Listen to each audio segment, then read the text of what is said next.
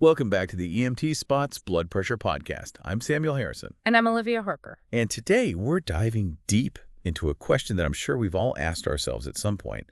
What's the absolute fastest way to get that blood pressure down when stress hits? Yeah. We all know the long-term stuff, the lifestyle changes and all that. Right. But what about right now, in the moment? What can we do? You know, that's such a great question. And while we will be touching on those long-term strategies, let's jump right into those immediate, quick techniques first. So what's the magic bullet then? Well, it might surprise you, Okay. but one of the most effective tools is actually something we already do naturally: breathing. Oh, really? Deep, controlled breathing can really work wonders. I have heard about breathing exercises for relaxation and things like that. But how does that actually lower blood pressure? It all comes down to your nervous system. Okay. When you're stressed, your sympathetic nervous system kicks in, that fight-or-flight response kicks in. Your heart rate goes up, blood vessels constrict, Right. and boom, blood pressure spikes. But deep breathing, Yeah. that activates the parasympathetic nervous system, which is kind of like hitting the chill button for your body. So it kind of counteracts the other way. Exactly. It slows down your heart rate, relaxes those blood vessels, and that brings your blood pressure down. I love that. It's like a direct line to calming your body down. Yeah. It's amazing that something so simple can have such a big effect on how we feel. Right. Are there specific breathing techniques that are particularly effective for this? Definitely. One that's really simple and stands out is the one recommended by the Japanese Society of Hypertension.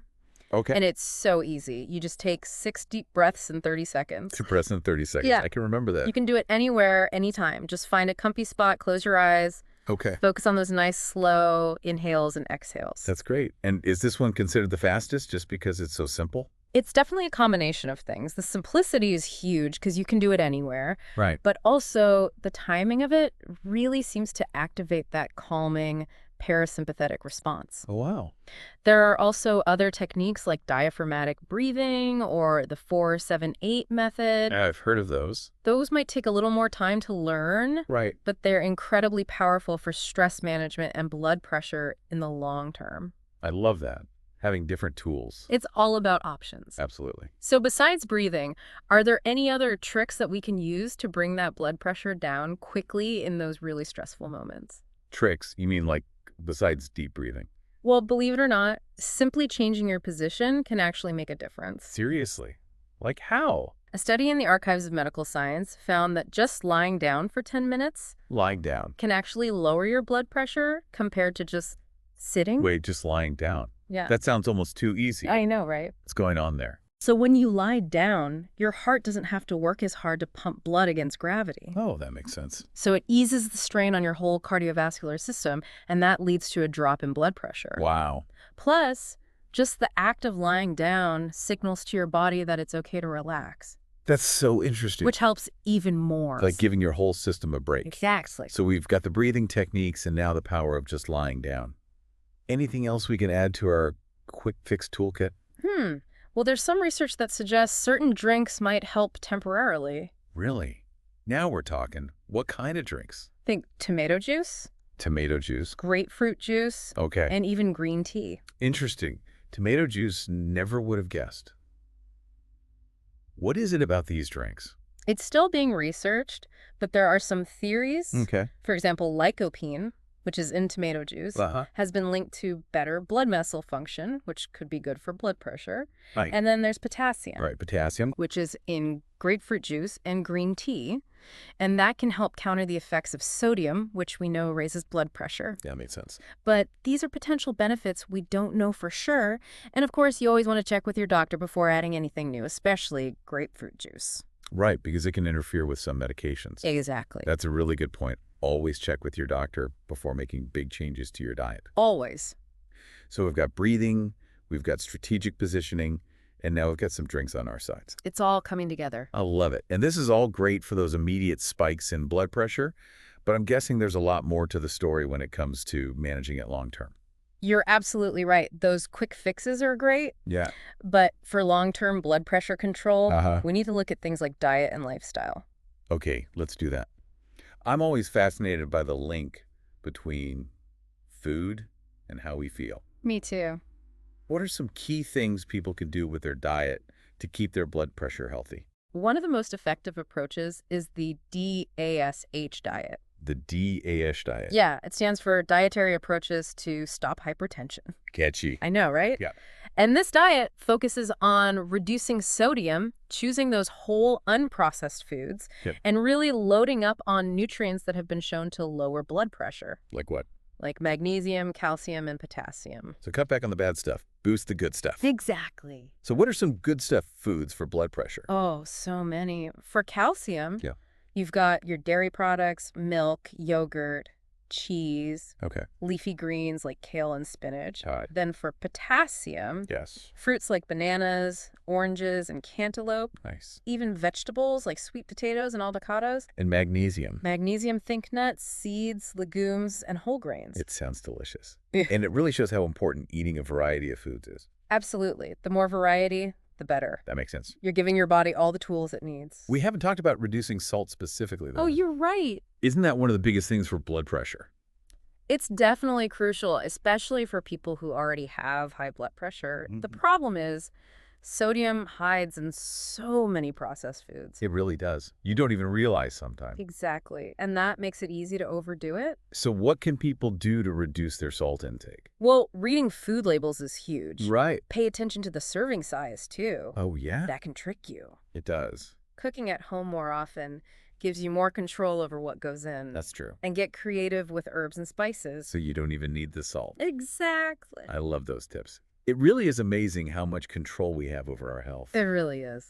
And speaking of control, we've talked about diet, but there's another lifestyle factor that's super important for stress and blood pressure.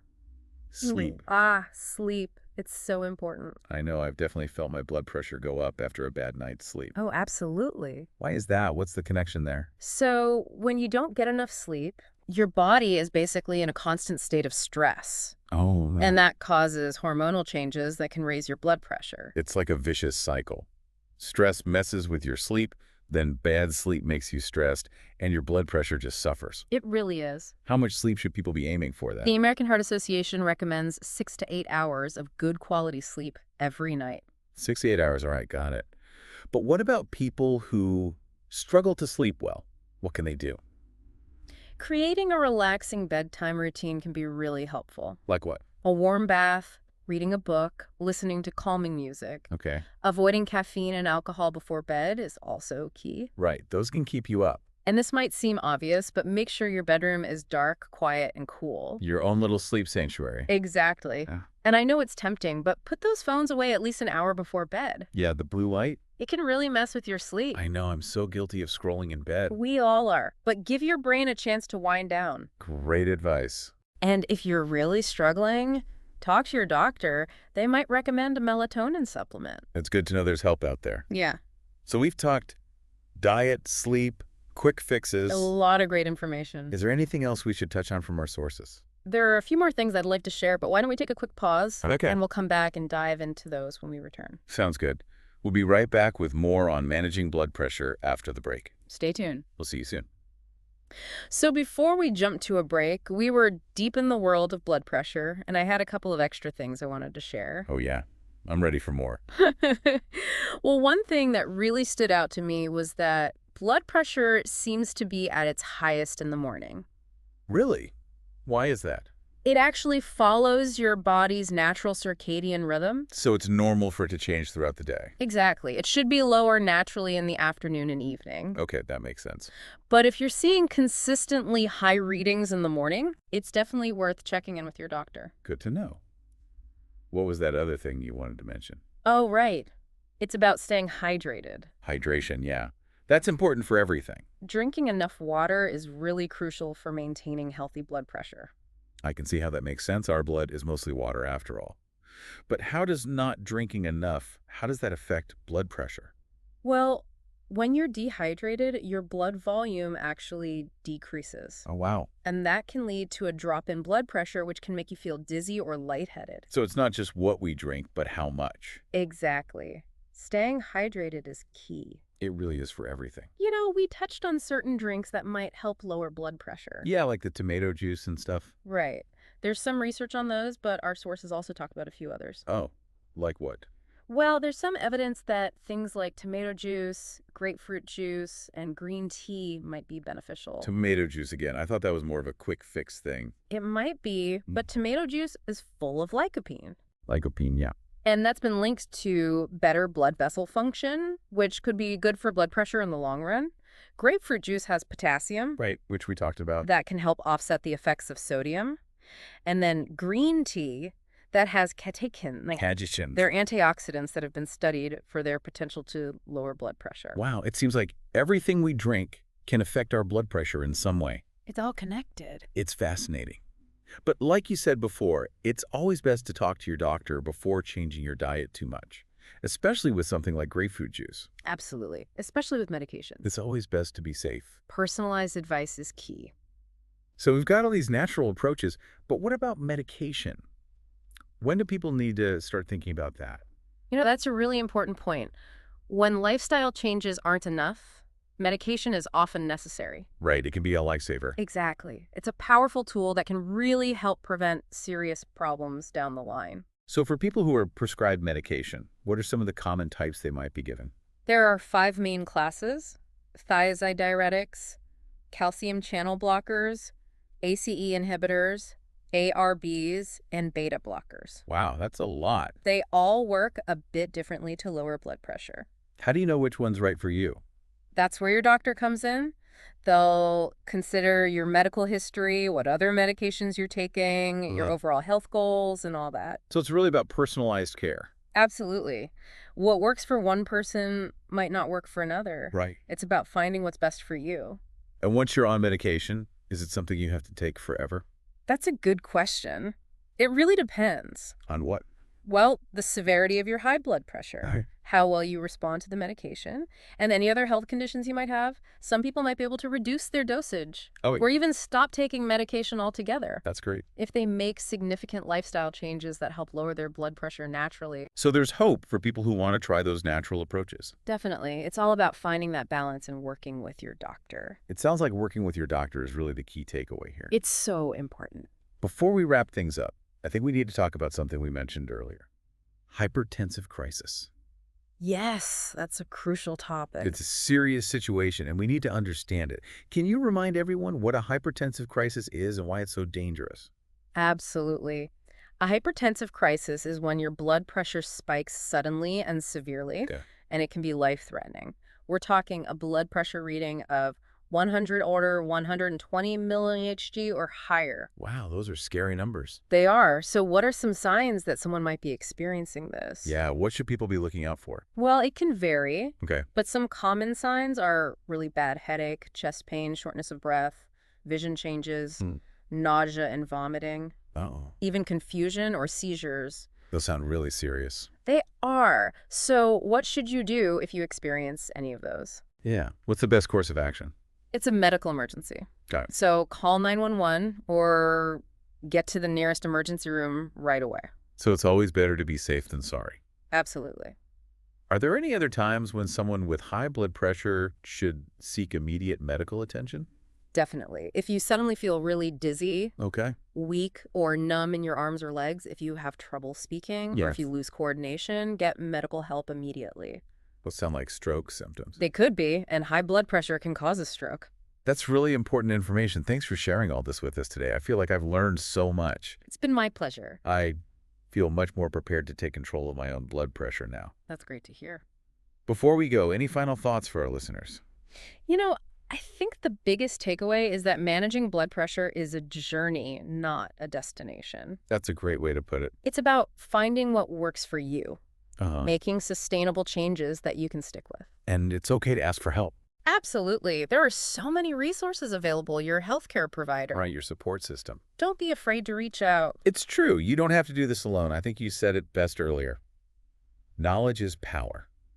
It really is. The more we learn, the better choices we can make for our health. Exactly. And it all starts with that conversation with your doctor. Absolutely. They can guide you. Create a plan that's right for you. Personalized care is so important. Well, it seems like we've reached the end of our deep dive into blood pressure. What an incredible journey it's been. I've really enjoyed it. Me too. I hope everyone listening has found it as helpful as I have. But before we say goodbye, I want to leave you with something to think about. We talked about dietary fiber, Yes. but there's a specific type called resistant starch that's been getting a lot of attention lately. Oh, interesting. It's found in things like cooked and cooled rice, beans, and potatoes. Okay. And some research suggests it might actually help regulate blood pressure. Wow. I'll have to look into that.